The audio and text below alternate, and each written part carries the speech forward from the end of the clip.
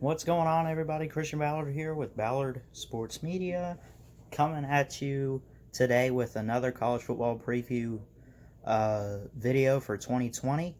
I've gotten away from doing that a whole lot lately. Been pretty busy up here, but getting back to it, trying to as we get closer to the football season in September. And today we go to Lexington and look at the Kentucky Wildcats. Let's get into it. All right, looking at Kentucky last season, 8-5 record. They went 7-5 overall in the 2019 regular season. They had a bowl win in the Belk Bowl, 37-30 over Virginia Tech. Probably shoulda and coulda lost that game, but they pulled it out. You look at week 1 and week 2. Start off with cupcakes, no problem. 38 points scored in both of those games over Toledo and Eastern Michigan. Come off those 2 wins, lose to Florida, 29-21. Lost at Mississippi State. Lost at South Carolina. Then had their first bye week. Everyone got 2 bye weeks because of how the calendar fell, with the season starting last day of August on the 31st. And, of course, Thanksgiving weekend.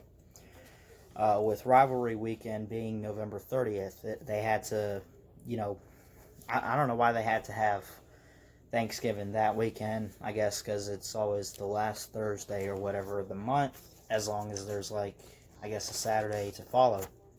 But, that's how it is. But they opened up with 2 wins with Toledo and Eastern Michigan, no problem. Lost to Florida, and it started to go downhill. I can get the Florida loss, but then you lose at Mississippi State, lost at South Carolina, bye week, your first one of 2. Come off that, a really close win against Arkansas. It was really close, but you pulled it out, no problem. You lost to Georgia 21-0. Then you beat Missouri, have your second bye week, week 10 of the season. Then you lose to Tennessee by 4. That's at home. Then you go on the road at Vandy, beat them and blow them out 38-14, no problem. Beat UT Martin in a blowout. UT who? Exactly. Then you beat Louisville 45-13 in rivalry weekend. So you lost your last 3, or you won your last 3 games of the season. Kind of inconsistent all throughout, I guess. 3 straight losses after the first 2 weeks, where you won 2 games against Cupcakes. Then you lost 3 straight games, one of which being at home to Florida. Understandable. Lose at Mississippi State. Well, I'm not going to say Kentucky is one of the premier programs in the SEC right now, so that's that. Lost at South Carolina. That's a tough place, Williams-Brice. South Carolina beat Georgia in Athens last year, so say whatever you want about it. I don't know, but South Carolina went like 4-8 last year anyway. So, but you beat teams that you can't afford a loss to, as far as, well, if you lose to them, you're just a complete embarrassment. You beat Vandy, you beat Arkansas, you beat UT Martin, you beat Eastern Michigan and Toledo. All your cupcakes you beat. Louisville, I'm not going to call them a cupcake.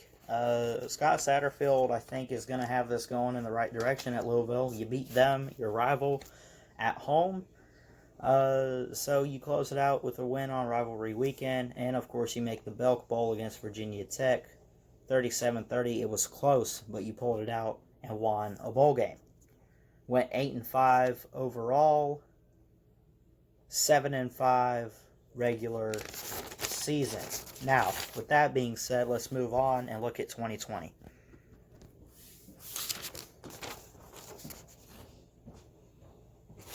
All right.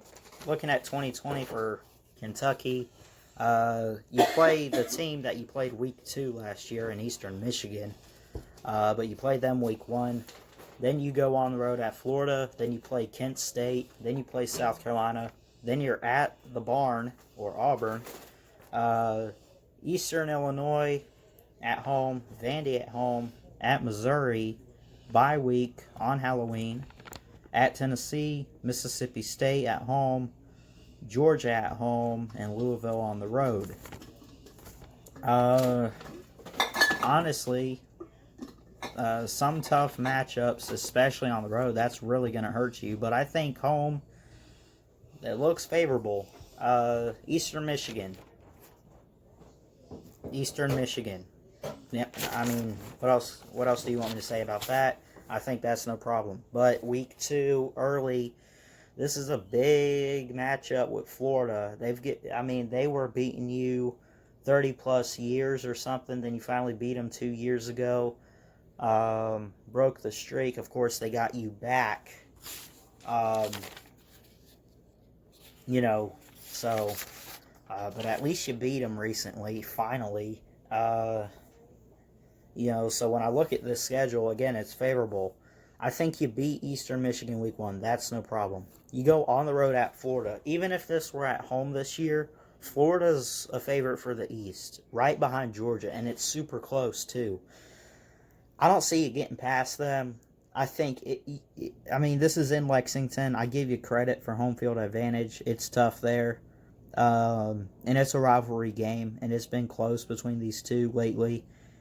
I think it's close, but I think ultimately Florida wins the game in the end. Then you get Kent State coming off a loss to Florida. Kent State's a cupcake.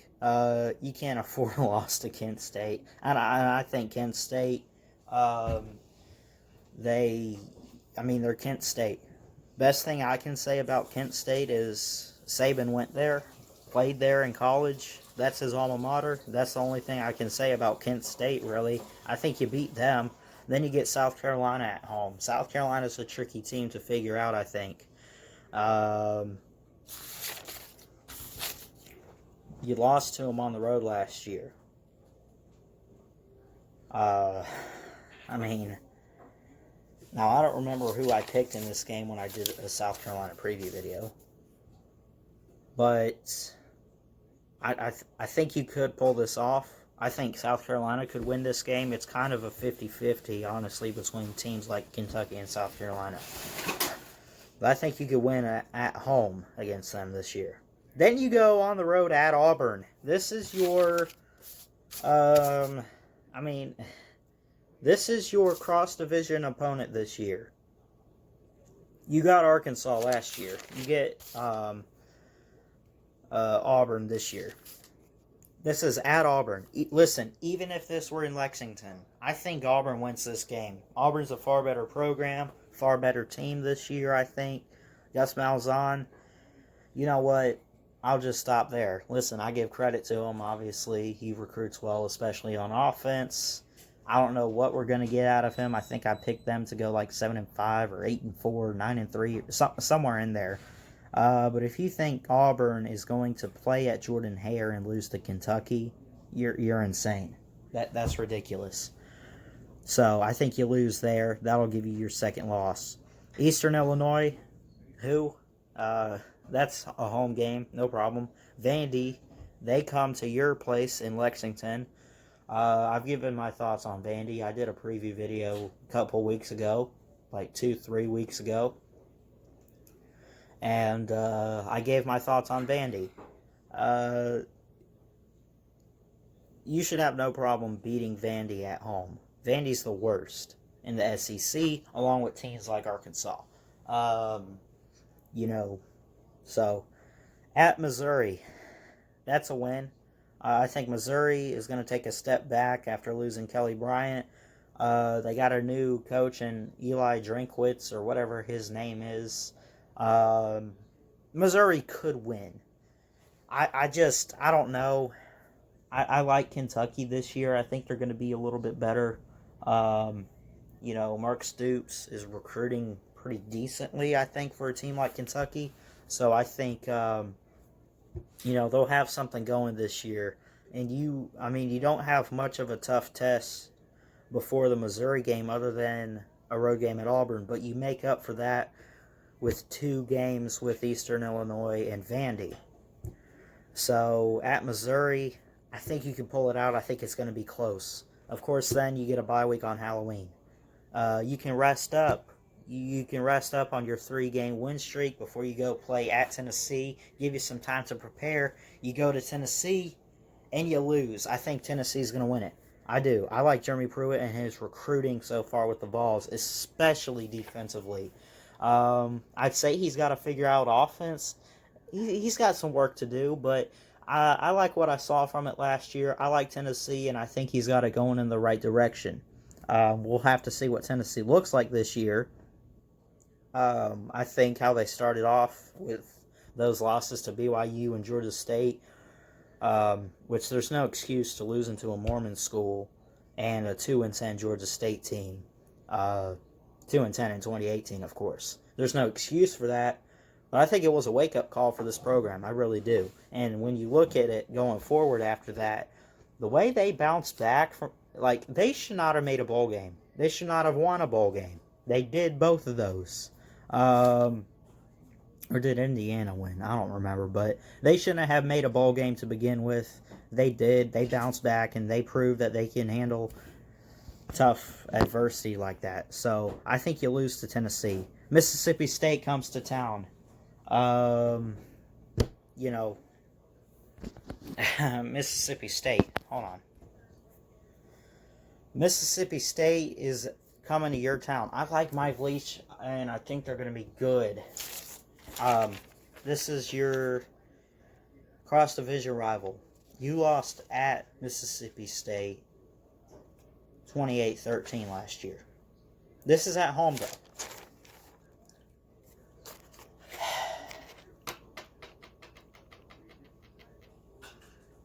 I think it's going to be close. I really do. I mean, you got to do something here, don't you?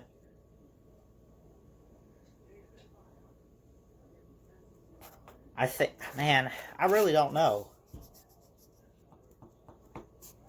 I'm going to say you lose this game to Mississippi State. I'm going to say that they pull out a win. I get it's a home game for you guys. You could win. I will have to see what these teams look like. I think Mississippi State with Mike Leach, though, is going to be a program to slowly rise up. They're a program that can recruit well in the state of Mississippi. So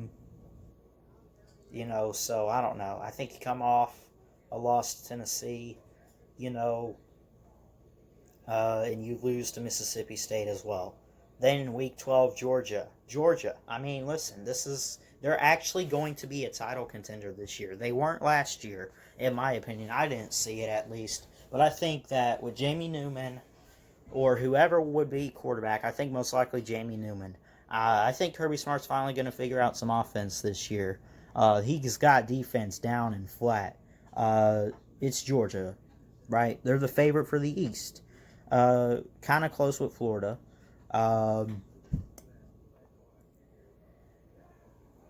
Whether it's on the road or not, Georgia is Georgia. You're not beating Georgia this year, Kentucky. I'm sorry. You're not going to be that good. So that's another loss there. And then Louisville on the road. Now, I got some feedback on the Louisville video. I got this one comment. I don't know who put it, but he said, don't underestimate Scott Satterfield or whatever. I'm not underestimating that. I just didn't know for sure. I think you can beat Louisville late in the year in a rivalry game on the road. I think Louisville's going to be a good team, though, so look out for them. That being said, we're looking at counts. 1, 2, 3, 4, 5.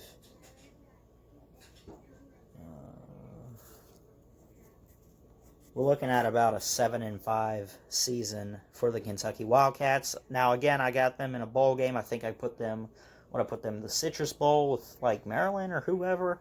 I don't remember.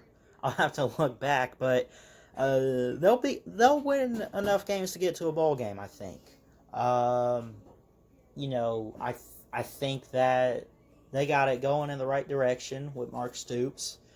They're inconsistent at times, but I don't expect them to have one of the worst years of their life or anything, career, whatever you want to call it. So a 7-5 record in 2020 for the Kentucky Wildcats. Again, losses at Florida, at Auburn, at Tennessee, home against Georgia, home against Mississippi State, and beating teams like Vandy, Mizzou, or Eastern Illinois, cupcake team type teams. Not to say Missouri's a cupcake, but I think Kentucky is a better program. So anyway, that's it for this video. Thanks so much for tuning in and watching today. For my opinions and thoughts, predictions, and all that on Kentucky for the 2020 season. If you enjoyed it, hit the like button, hit the subscribe button. If you're new, I do college football, NFL, baseball, basketball, you name it. I'm trying to be a sportscaster. I try to be fair about this. I'm working on it, getting better. I know. It's going to take some time, though. I'm not quite where I want to be completely in life, but it's good enough for now, I guess. But anyway, like, comment, subscribe, all that good stuff. Thanks so much for watching and tuning in, and I'll see you guys next time. Until then, Ballard Sports Media, checking out. Y'all have a good day.